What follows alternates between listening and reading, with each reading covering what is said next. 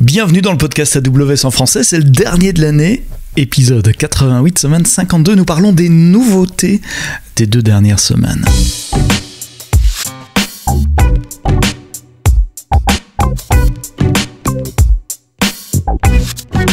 Merci d'être fidèle au podcast AWS en français, même pendant vos vacances peut-être. Vous êtes à la montagne en train de skier si vous avez de la chance, ou vous vous baladez sous la pluie, le vent et le temps typique du mois de décembre en Europe si vous nous écoutez en Europe, ou peut-être êtes-vous beaucoup plus chanceux et vous nous écoutez dans un pays où il fait chaud, et je vous en remercie. 3 ans de podcast pour terminer cette année 2021, puisqu'on avait commencé le podcast AWS en français en 2019 et on continue, je vous rassure tout de suite, on continuera en 2022. 3 ans, 88 épisodes, presque 200 000 chargements. J'espérais passer la barre des 200 000 là en cette fin d'année, mais bon, on est le 31, ça va pas. Il reste plus que quelques heures pour terminer 2021, donc ce sera plutôt début janvier. On passera la barre des 200 000 téléchargements des épisodes du podcast, et je vous en remercie. Vous le savez, nous sommes disponibles sur toutes les plateformes de podcast, dans toutes les apps, sur les portables. Parlez-en autour de vous, laissez-vous des commentaires, laissez des petits pouces vers le haut, des étoiles. Parce que, comme j'aime à le dire, c'est ça qui titille les algorithmes de recherche. Dans cet épisode, nous revenons sur 2 annonces annoncées ces derniers jours. Une qui concerne EC2 Image Builder et une qui concerne AWS Lambda et IPv6. Je vais vous avouer que c'est un peu calme côté annonce. Entre la fin de la conférence reInvent début décembre et la fin de l'année, il ne se passe plus grand chose. Donc j'ai que 2 annonces, ça va être un épisode très court aujourd'hui. La première annonce concerne EC2 Image Builder. Elle est pas ouf, ça va pas changer votre vie, mais ça me permet de parler d'Image Builder, qui est un service qui est un peu méconnu.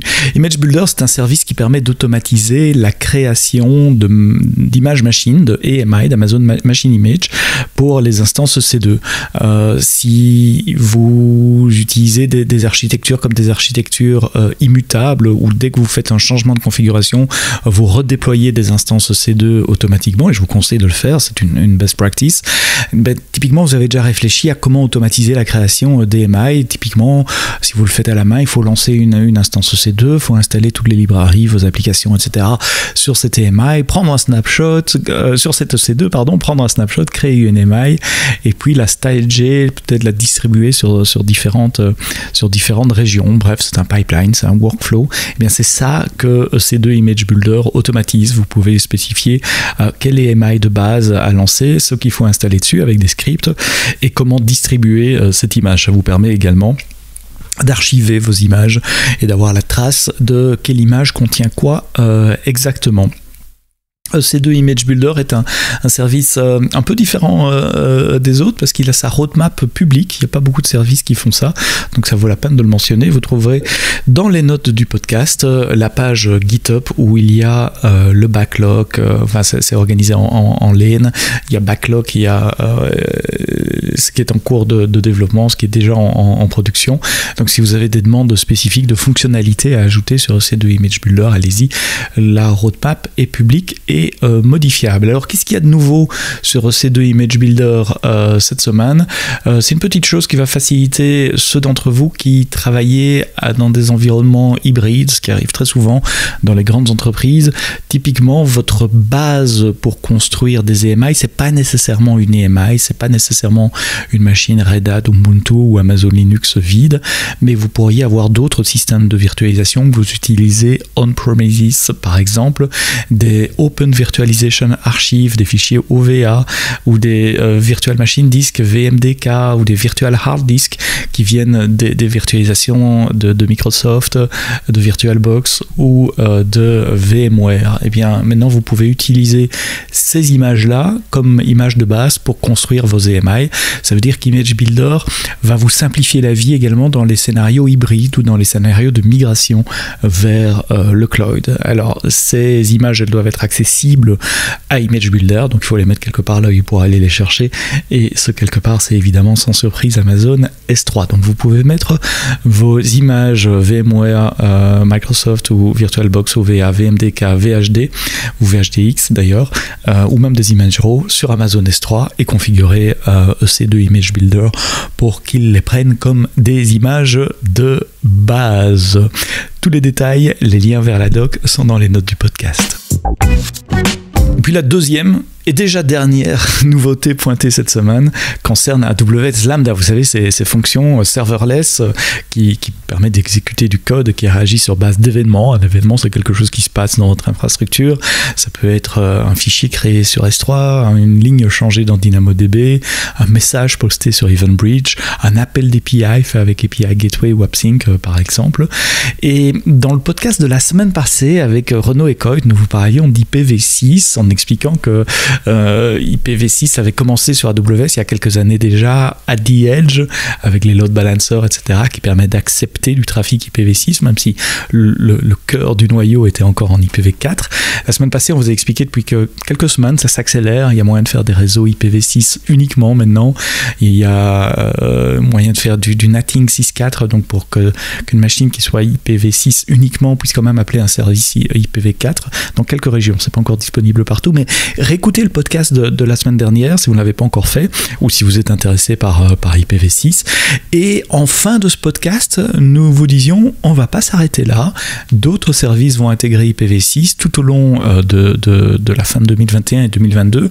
On va reparler régulièrement de nouveaux services qui embarquent IPv6. Et bien voilà, il n'aura pas fallu attendre très longtemps puisque j'ai publié le podcast vendredi dernier, donc à vue de nez c'était le 24 décembre. Et on l'avait enregistré quelques jours avant, mais 3 jours avant que le podcast ait été publié, le 21 décembre, il était déjà enregistré, on n'a pas pu le changer, il y avait cette annonce que AWS Lambda, les fonctions Lambda peuvent maintenant être invoquées en IPv6. Donc si vous avez un host IPv6 ou une adresse IPv6, vous pouvez appeler l'API Lambda Invoke qui permet de déclencher une fonction totalement en IPv6. Donc voilà une petite étape de plus vers un monde entièrement IPv6 dans le cloud. Et de nouveau, restez branchés, il y aura encore d'autres annonces, il y en a au moins 2 dont je suis au courant qui sortiront dans les mois qui viennent, et puis il y a toutes celles, et ça doit être la majorité, où je ne suis pas au courant, donc on reparlera encore d'IPv6 dans le podcast AWS en français. Voilà, c'est la fin de ce podcast extrêmement court avec 2 petites nouveautés seulement pour les 2 dernières semaines. C'est le dernier podcast de l'année, il est publié le 31 décembre 2021. Je vous souhaite de passer un bon réveillon, une bonne fête de fin d'année. J'espère que vous avez pris un peu de temps pour vous et passé du temps avec vos proches et vous ressourcer également pendant cette période de fin d'année, histoire d'être prêt et de se retrouver pour entamer 2022 qui, j'en suis certain, ne manquera pas de piquant non plus, avec quelques dates déjà dont je peux vous parler. Il y aura une conférence en ligne sur l'apprentissage machine qui s'appelle Innovate AML, qui est prévue pour le 24 février. Et puis, nous travaillons déjà sur les summits. La bonne nouvelle, c'est qu'il devrait y avoir un summit en présentiel à Paris. Je dis devrait parce qu'évidemment, vous connaissez les circonstances actuelles et tout peut changer du jour au lendemain. Mais pour le moment, moi, je suis plutôt optimiste qu'en avril, on pourra tenir un summit avec plusieurs milliers de personnes au Palais des Congrès. La date retenue pour le moment, c'est le 12 avril et on vous reparlera des événements où nous pouvons nous rencontrer évidemment dans le podcast. Pas de date encore, mais tout début janvier, il y aura 2 séances de récap avec la communauté, des meet-up, des récaps. Ce sont des résumés de toutes les annonces qui ont été faites à reInvent. On est toujours en train de les digérer. Elles seront en ligne, ça c'est sûr. Il n'y a plus qu'à fixer la date. Je vous remercie pour votre fidélité au podcast AWS en français. Continuez d'en parler autour de vous, continuez de faire de la pub pour le podcast et de laisser vos recommandations dans les apps de podcast. Passez un excellent réveillon de la Saint-Sylvestre si vous nous écoutez le jour de la publication. Un très bon début d'année 2022 si vous nous écoutez quelques jours après. On se retrouve la semaine prochaine pour un nouvel épisode. La semaine prochaine, nous parlerons de Hugging Face. On parlera de modèles de transformation au niveau machine learning avec un invité que vous connaissez déjà si vous écoutez le podcast AWS. Il s'appelle Julien Simon. Il travaille pour Hugging Face. C'est mon ancien collègue qui gentiment a repassé un peu de temps avec moi pour parler de Hugging Face et comment vous pouvez, vous développeurs, intégrer très facilement de l'apprentissage machine dans vos applications grâce aux librairies de Hugging Face. Donc ça sera pour la semaine prochaine. Et d'ici là, quoi que vous codiez, codez-le bien.